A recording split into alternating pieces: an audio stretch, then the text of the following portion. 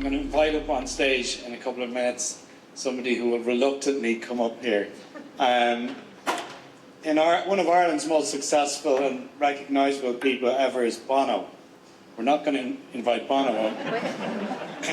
Bono has a famous story about the difference between North America and Ireland.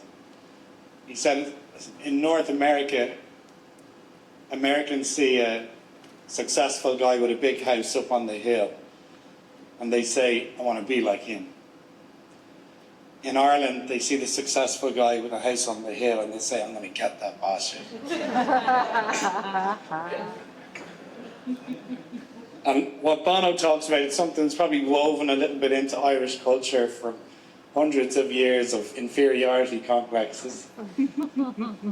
But I think Ireland is changing, and it was alluded to in many talks here, young physicians and young doctors who have different ideologies and approaches. What we have seen in Ireland in the last 20 years is huge growth in the sporting arena, economically, in film and music. So there's a lot to be thankful for and a lot of abundance there. I'd like to ask the AV team to play a short video of Ireland's greatest ever Olympian.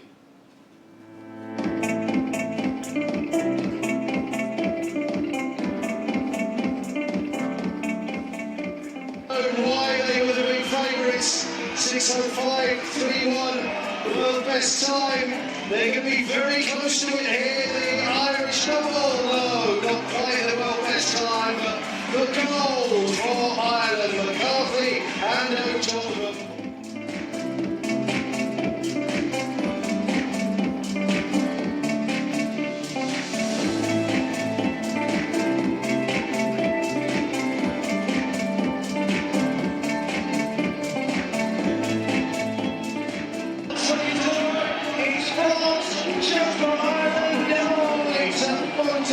Silver.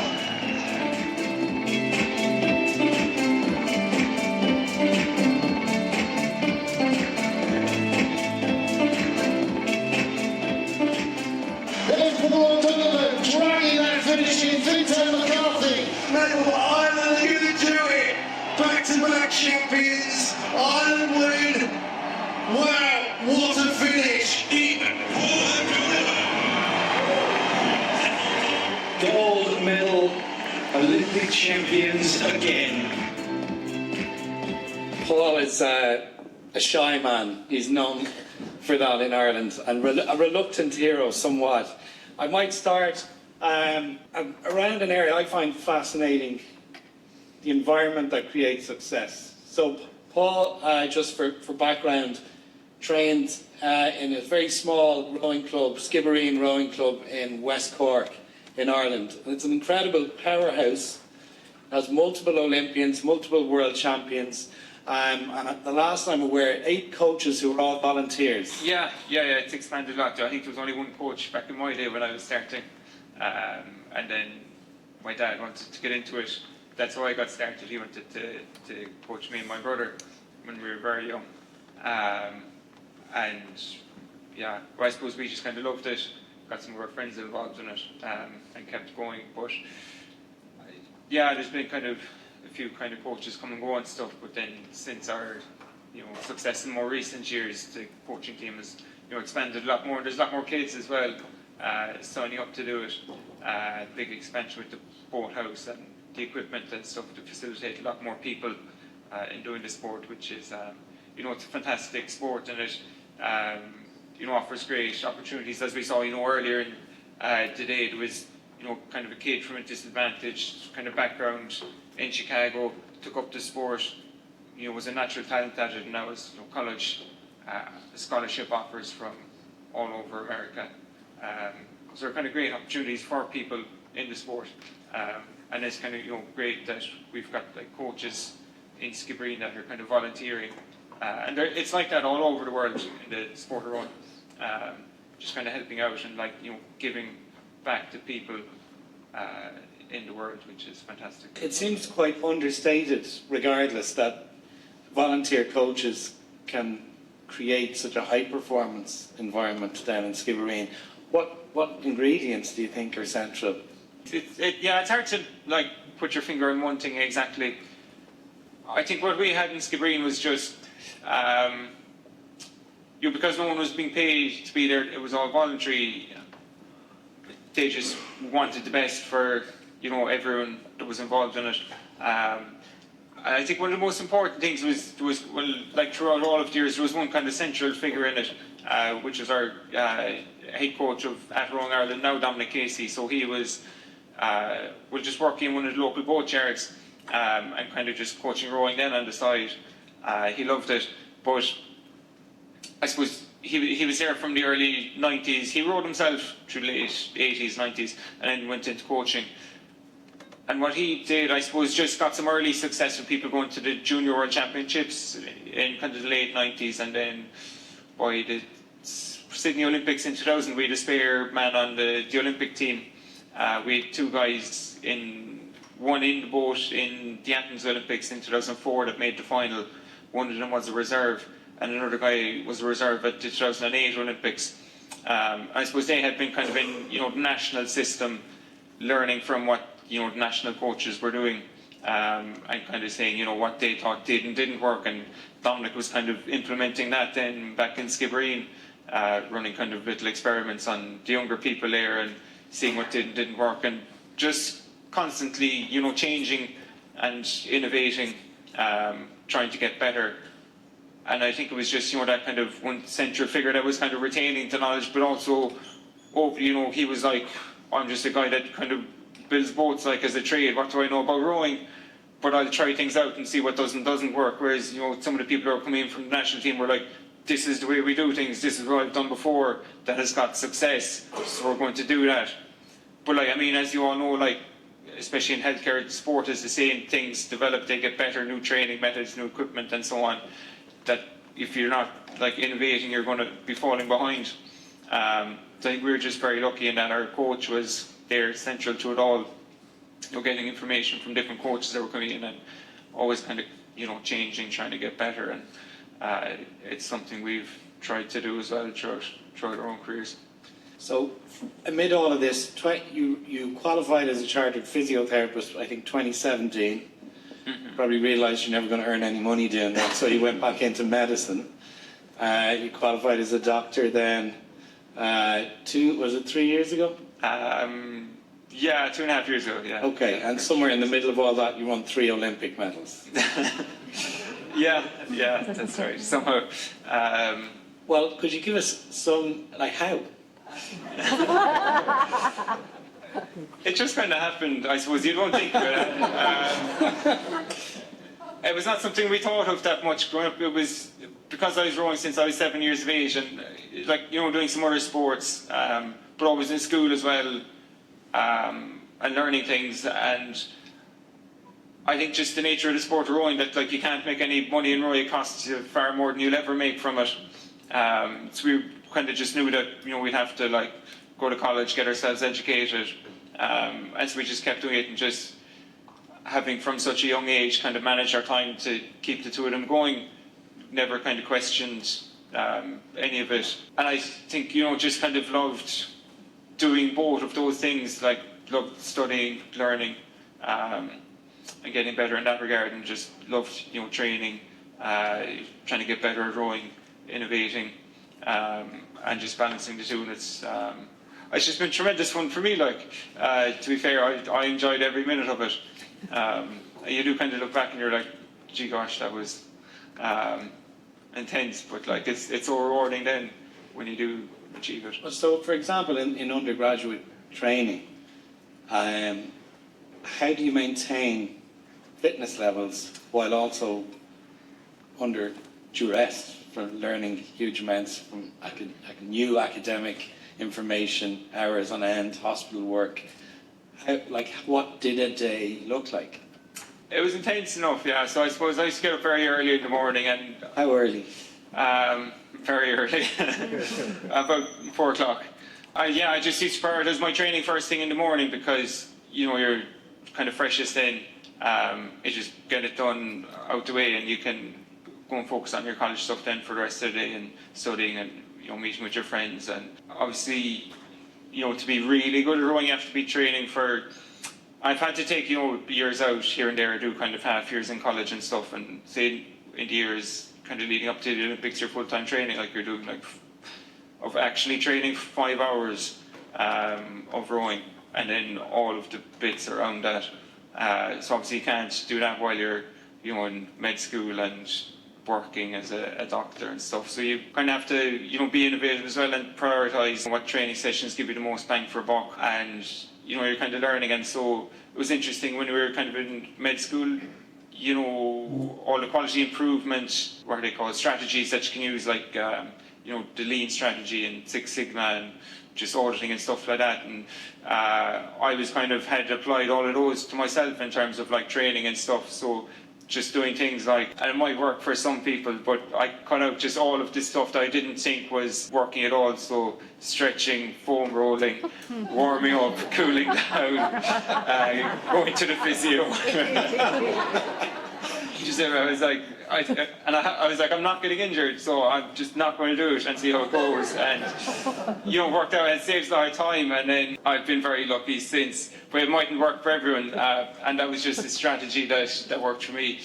And then doing things, so obviously rowing in the boat is better than rowing on the rowing machine, but having, spent, the first 20 years of my rowing career almost promptly rowing in the boat only. When I spend long periods on the rowing machine, I find it easy enough to switch back into how the boat feels. So kind of moved my training a lot on the rowing machine rather than going to boat, and it saves a lot of time with, travelling and taking up and down oars and this kind of thing. So I think that just, kind of allows you to, do limited amount of training, keep yourself in good enough shape, and kind of focus on your studies. And then studying was actually, it works well with training because most of the rowing competitions take place during the summer when you're off college. So you've got, a lot more free time then, and you've maintained a very good base of training that coming off of that you can get to, kind of close to your peak fitness in 8 or 10 weeks or something. And then by the time, the 3 months of summer up, like the main competition for the year is like, probably a week or two into the start of college term. So I usually end up missing the first week or two, but you've kind of had a good block of full-time training behind you as well, which, helps a lot. And you're just kind of motivated then to do your best for the two of them because, with college you're like, well, I'm, taking a lot of time out of my, training schedule, and rowing is something I really want to do well at. So I'm going to try and make this worthwhile and make sure I pass my exams and do well in it and progress on. And when the kind of main period for rowing comes around in the summer, you're kind of thinking to yourself like, this is something I love doing and I've not been able to do as much of it as I've liked all year. So you're just so motivated then for the rest of the summer to go and do as much training as possible. So it's been, it's been very enjoyable for me to balance the two, which I think makes it so much easier. I suspect there's been plenty of dark days and monotonous days and, relentless commitment. Yet, when you speak about it, you've still got a glint in your eye and there's a sense of joy. I don't see that all that much from people who've been in professional sport. Where do you get the joy from? Maybe it's just the attitude of all of us in Skibbereen, and like you're right, a lot of athletes do complain about the misery of it too much, and like it is hard work, and it's, you're just tired and sore and worn out all of the time. But one of my mates was doing an interview with the newspaper once, and she had one of the best quotes I've ever heard. It's like, you signed up for it, you know what it's going to be like, and it's like going into a nightclub. When I actually do this all the time in nightclubs, but complaining that the music is loud. That's the point of it. That's what you read when you went upstairs and paid your €20 entry fee or whatever it is. But people love going to nightclubs even though it's loud, and people hate loud noises. So you just have to kind of get somehow, and people just get in the zone for it. And so I think we just love the misery of it. And like some still, like when you meet up with some of my mates that I was rowing with years ago, and just some of the stories we're still kind of talking about and bring us joy looking back on, or those weekends when our old man dragged us out of bed at 6:30 in the morning to get on the water at 7 a.m. and it's the middle of winter, and maybe you're at the disco the night before and you're a bit tired and it's pissing rain and it's blowing a gale, and you're racing each other down to the end of the river and back, and it's just absolutely misery and your hands are covered in blisters. But like looking back, you're like, they were the best times of our lives, you know, for some reason. I think something within the human condition we all know, so a bit of pain and sacrifice can give us joy.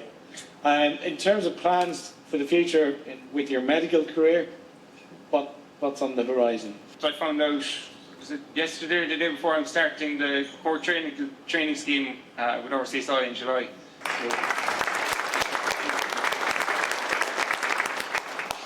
Training for the Olympics, the next Olympics in LA?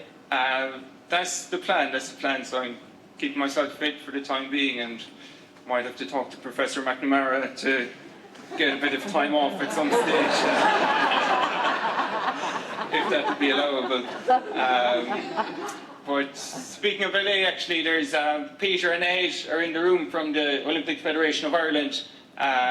They're over here and looking to talk to any people or businesses that are interested in supporting Team Ireland in the lead up to LA to ensure that we can continue our success and hopefully have our best Olympics ever. So anyone wants to talk to them, they're free after this. Curious if you can give us one insight, is what does it feel like that moment you know you're the best in the world and you've won an Olympic gold? I don't think there's something that it's like to be, or something that you actually feel.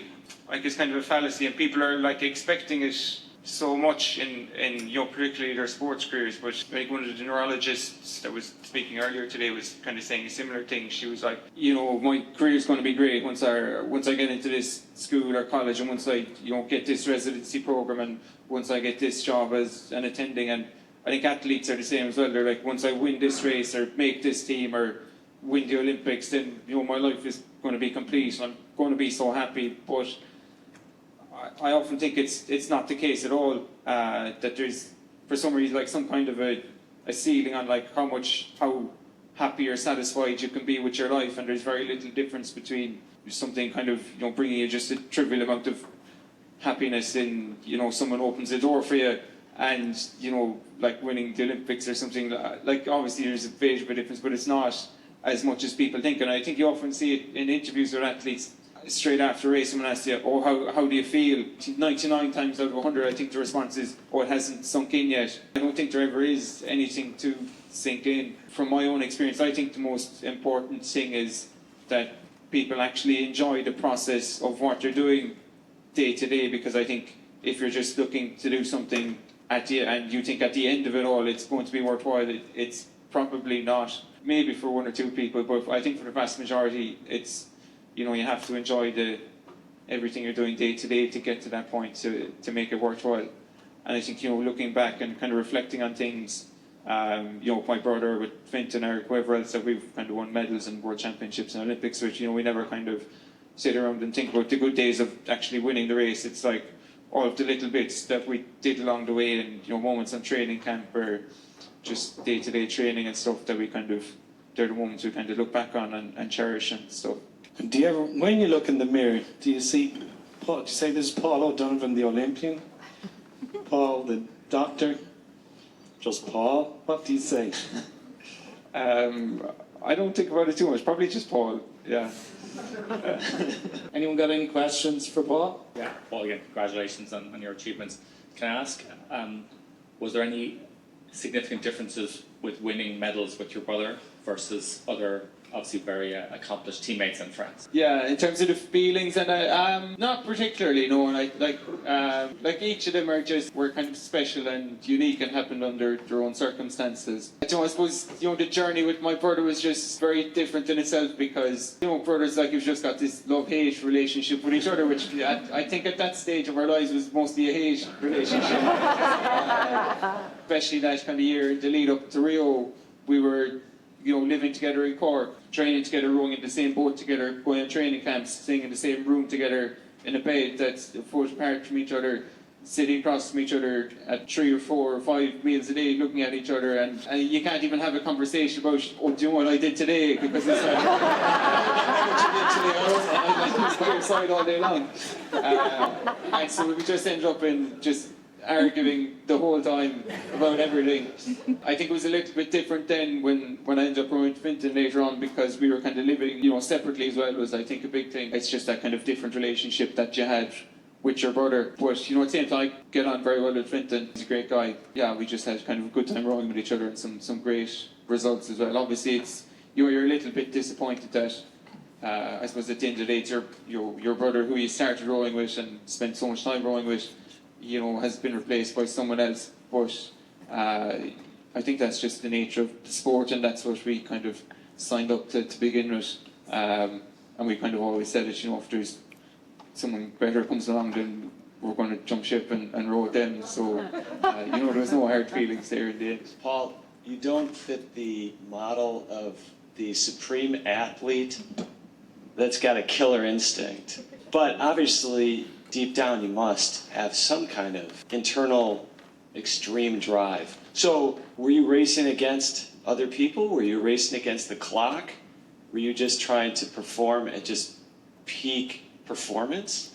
What was your drive? What was our drive? I suppose initially I was at 7 years of age. I was mostly just about going out and having fun with your brother and your friends. And I suppose ultimately, yeah, we kind of saw, some of the success that I described that people at our own club were having. And our dad, who was coaching us at the time, was like, that could be in 10 or 20 years' time. And we were like, oh yeah, we'll do that. Of course, I didn't think about it twice. And for a long time, we're saying we're going to do it, and we're just kind of, following whatever the training program was set out for us. Probably just a bit of luck as well that we got kind of some results early on, which kind of helped us buy into it. And then, I think after we were telling so many people from such a young age that we're going to go to the Olympics, we were like, right, well, we'd better start actually taking it seriously, not to let everyone down.